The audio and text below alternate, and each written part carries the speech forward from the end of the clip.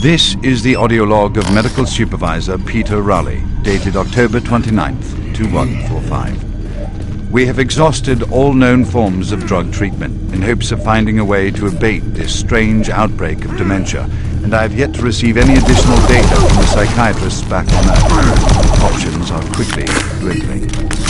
Approximately 80% of all extraplanar participants exhibit signs of mild neuroses within the first 48 hours after returning from their expeditions. Within 72 hours, 75% of patients exhibit extreme signs of paranoid delusion and violence.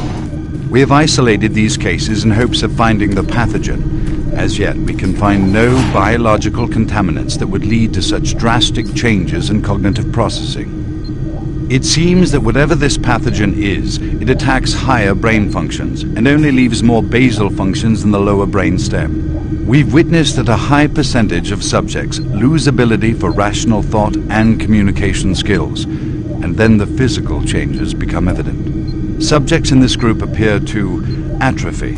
Skin pales, muscles become slack, bone, teeth, and fingernails become almost translucent, veiny sinews of their former selves. I have never seen anything like this in my career. Our observations continue. This is the audio log of Medical Supervisor Peter Raleigh, dated November 1st, 2145. Patient 0432, a Private Steve Jensen of the UAC Dark Light Armor Corps Division, expired today at 15:43 of a self-inflicted gunshot wound. This is approximately 110 hours after his return from expeditionary missions. Private Jensen was suffering from paranoid delusions and full-blown dementia. Treatment was unsuccessful. He was the last surviving member of his outfit.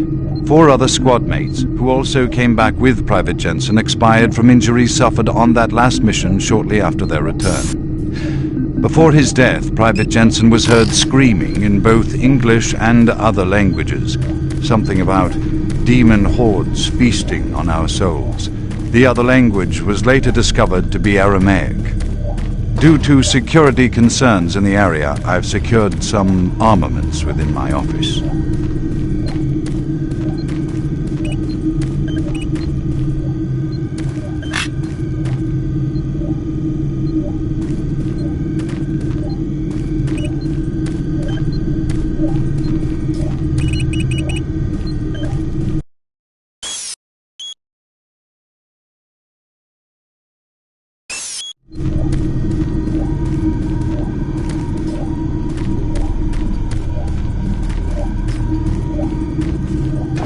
Making progress, Marine? Your journey is futile. You will die, and your soul will be mine.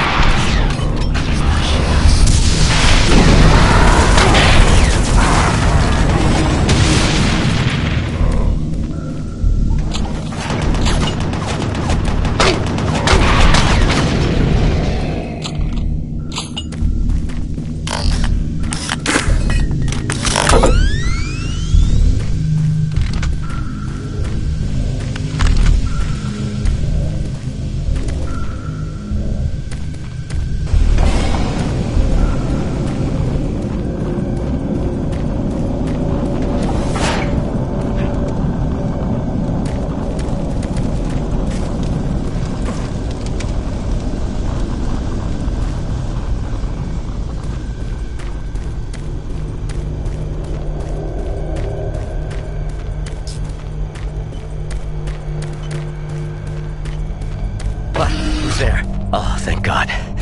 You're not one of them. I thought everyone else was gone. I was part of this. I helped them.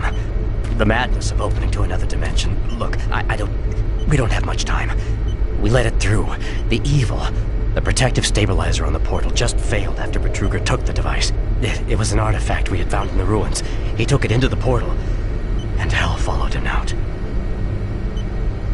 You have to help me first.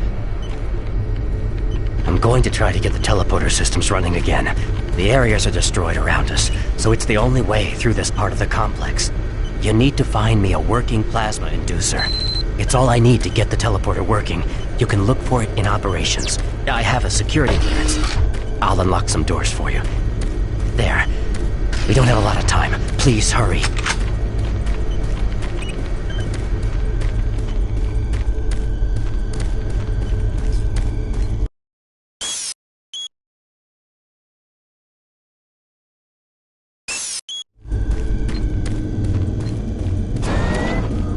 Decontamination process started. Decontamination complete. Have a nice day.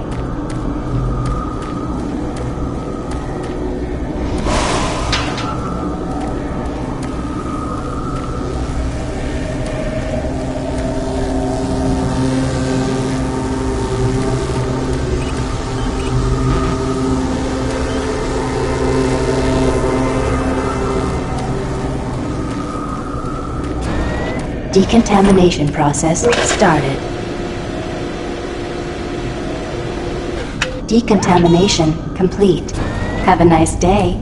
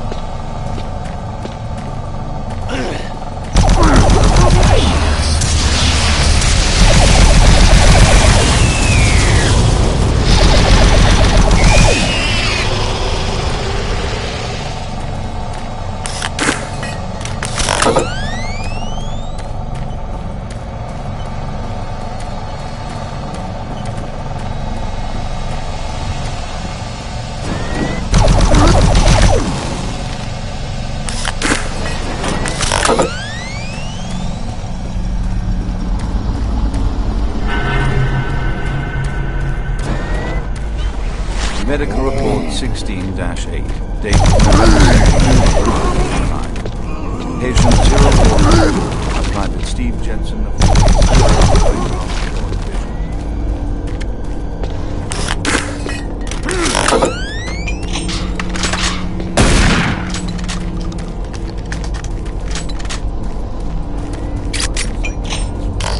motor activity and thought processes within normal range.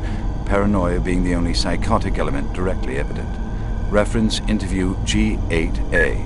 Private Steve Jensen, October 18, 2145. UAC psychologist.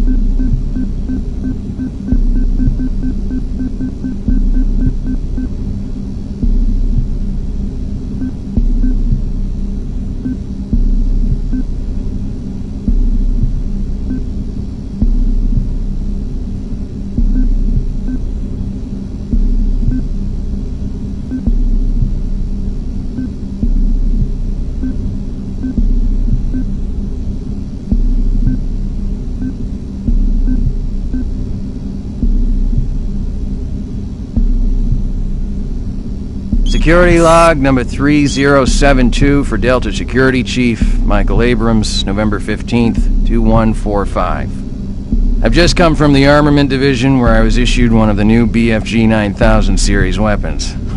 Well, they weren't kidding about how much lighter it is over previous prototype models. Won't be so bad carrying this one around. Anyhow, for a couple of weeks now, many of the security teams have not been following proper reporting procedures. Not sure if it's the format of the new SIR, so I'll make sure each team is scheduled by Training Division to get spun up on the new reports. There have been some security issues in the Alpha Labs. I sent a team over to investigate, and now I can't reach them on any comm channel. I guess I'll have to go over there myself. Well, I'm headed over there now. I'll finish the security report in full when I get back. Oh yeah, one more thing. I'm gonna leave this BFG locked in my office for now. Please have IT security change my door code to 901. Sure as hell don't need anyone messing around with it. Chief Abrams, end of log.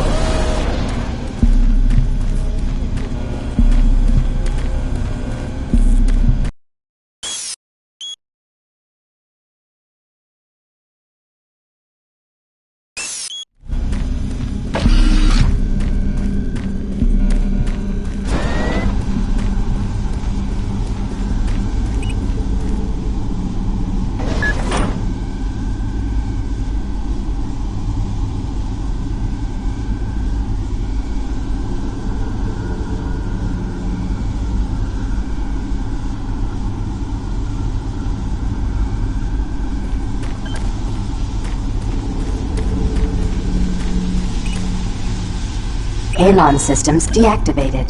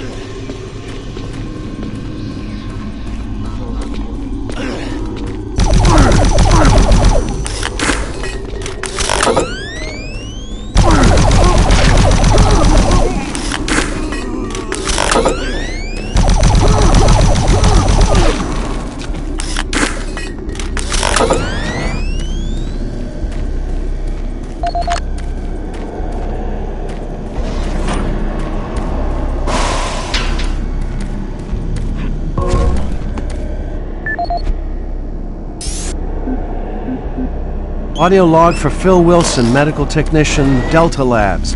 October 20th, 2145. Today I witnessed the third test of the teleporter in the 3 weeks that I've been here. Volunteers are becoming harder and harder to come by, and it isn't difficult to see why. They all come back screaming like loons about demons, pools of blood. It's real fire and brimstone stuff. At first I wasn't paying much attention, just doing my job, but the last was Robert Clayton. I met him my first day here. This guy chews up rocks and spits out gravel. He's tough as they come. Having to sedate him and drag his drooling body to the isolation room.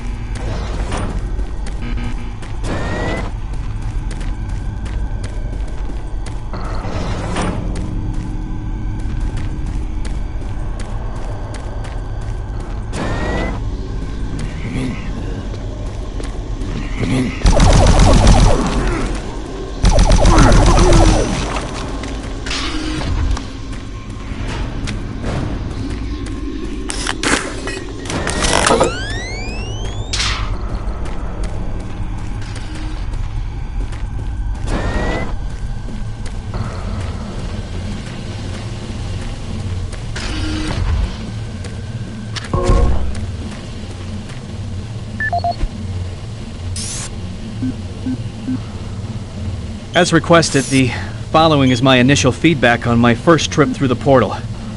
Private First Class Frank Cinders, dated October 15th, 2145. I don't know exactly where to begin. Obviously, I survived the first trip and feel no worse for the wear. I'm not feeling any of the symptoms reported by the others who have gone in before me, but I'm at a point where I'm still trying to process everything. Thankfully, the place looks deserted and devoid of any life, but, as requested, the following is my initial feedback on my first trip through the portal. Private First Class Frank Cinders, dated October 15th, 2145. I don't know exactly where to begin. Obviously, I survived the first trip and feel no worse for the wear. I'm not feeling any of the symptoms reported by the others who have gone in before me, but I'm at a point where I'm still trying to process everything.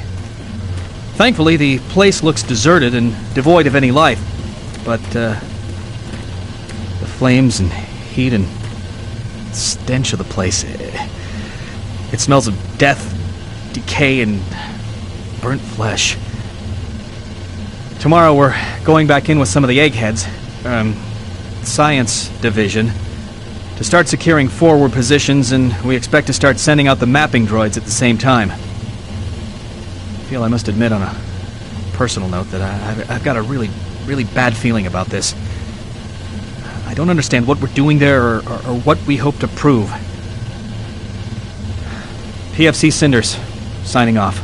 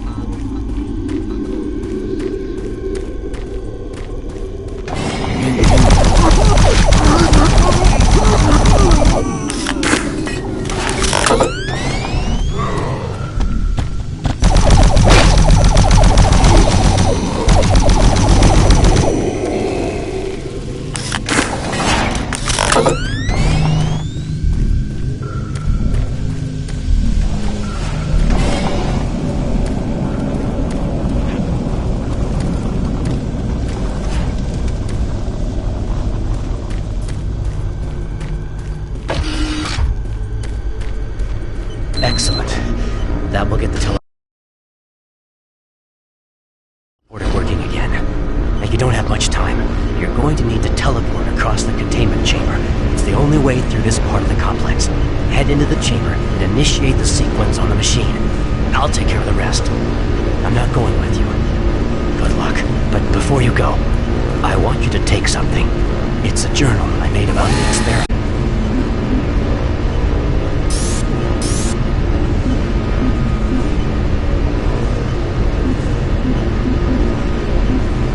My name is Ian McCormick. I'm a research specialist stationed on Mars.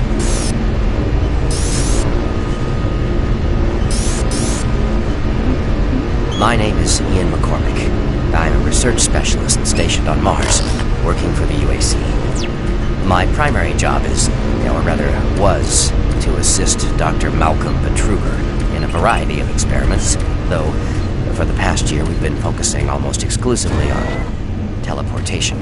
Decontamination process started. So, I'm recording this video log to let someone know what happened. Decontamination With that knowledge, complete. Prevent it Have a nice from happening day. again. Initially, the teleportation experiments were amazing. We were creating a new science, and the prospects of it changing our way of life were, well, they were outstanding. I was proud to be associated with such an amazing project and someone as talented as Dr. Betruger. We noticed early on, probably before we had completed maybe a dozen successful tests, that there was a variable delay during the teleportation. The objects are broken down at the quantum level, transported, and then reassembled. Each stage of the process should have been instantaneous, but it wasn't, and we didn't know why. We sent a video drone through and were shocked at the images it sent back. Just a few frames of video right before the drone came back through showed what appeared to be several sets of eyes looking directly at the drone. We had just found a living, breathing creature that was not human. Betruger immediately sent out a request for volunteers. He specifically wanted UAC security force members because he wanted to capture one of these creatures. I've made a lot of mistakes, but I am most ashamed of my involvement during the next phase. To get medical clearance to send human subjects through the device, I doctored up several of our reports to indicate that we had performed living tissue experiments. I did not regret it at the time, but a few days later, when our third test subject came back, he was chewing off his own fingers. It seemed he was clinically insane. We started sending teams in, about once every 2 days. Teams were reporting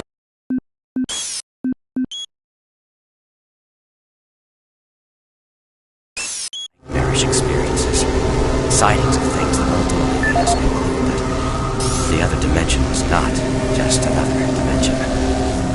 It was hell, and the creatures we were bringing back.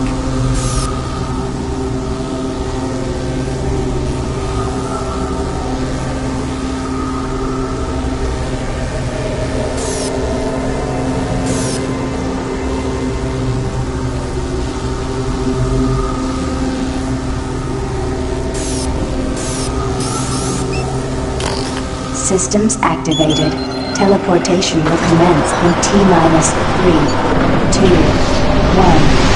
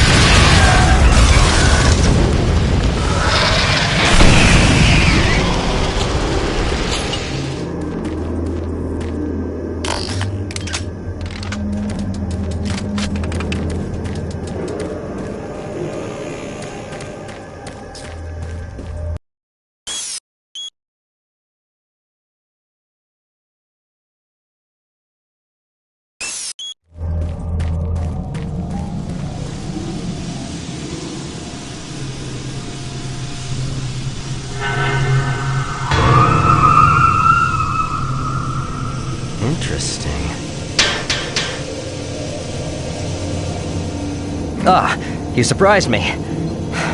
I'm glad to see you. I would have hoped they would have sent more than just one guy, though. I've been studying one of the specimens we brought back to see if there's something physiological that would be a weakness, a way to stop them. I found nothing so far. Haven't had enough time. I'm gonna stay here and keep looking. It's the only thing I can do. There are combat supplies in the storage cabinet in the next room. The code is 624. I hope you can use it.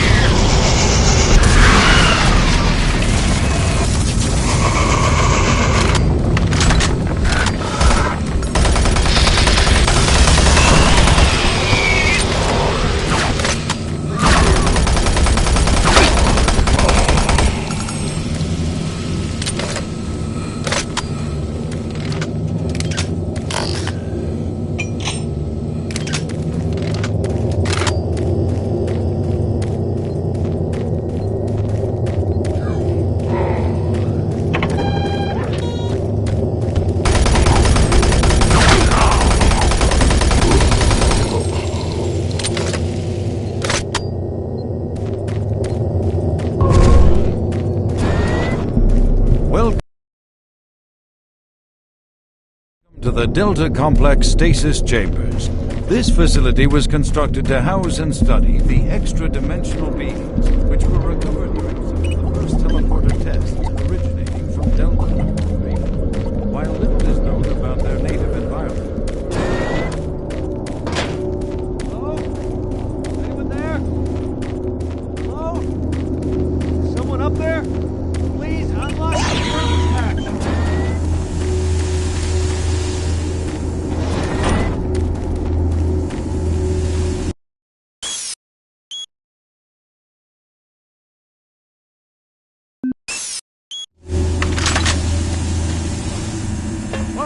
No! No, God, no! Oh, God! Ah! Ah!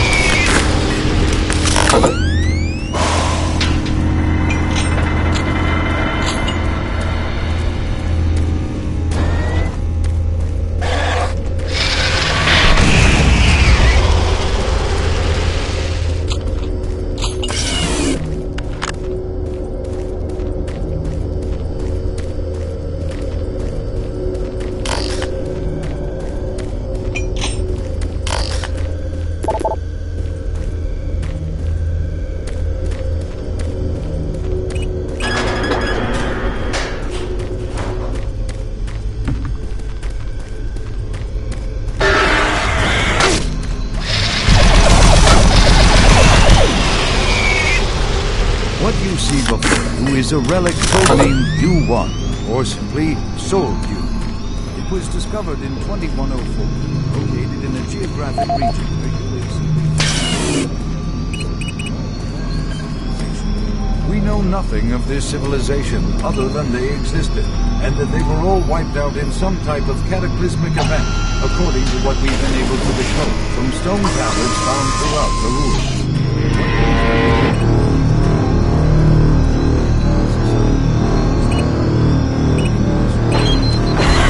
I have sold you in hell, and you will never find it. Scanning methods have failed to provide reliable identification of the molecular makeup of this.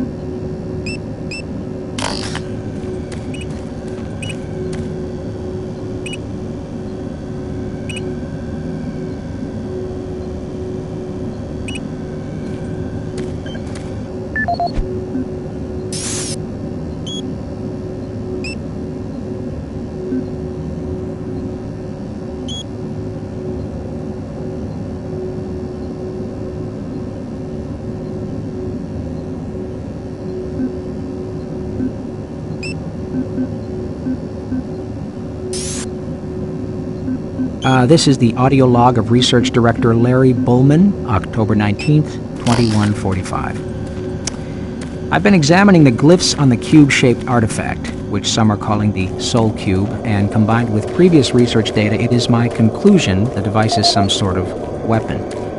If the power fluctuations would stop long enough for me to get the linguistic CPU online, then I am sure my theory would be verified.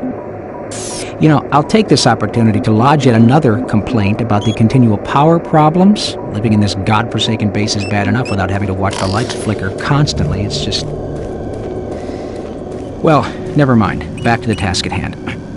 What I've deciphered so far is a bit, I must say, disturbing. It seems that when one has possession of the artifact, if one inflicts damage or possibly kills another being, it extracts power from that event somehow.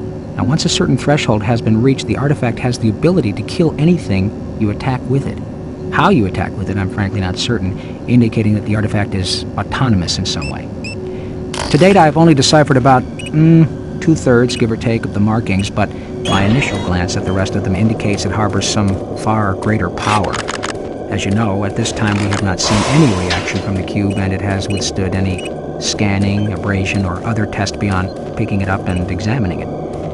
I suspect that just like the civilization that constructed it, its capabilities are diminished to the point of being useful only as a paperweight. End of log.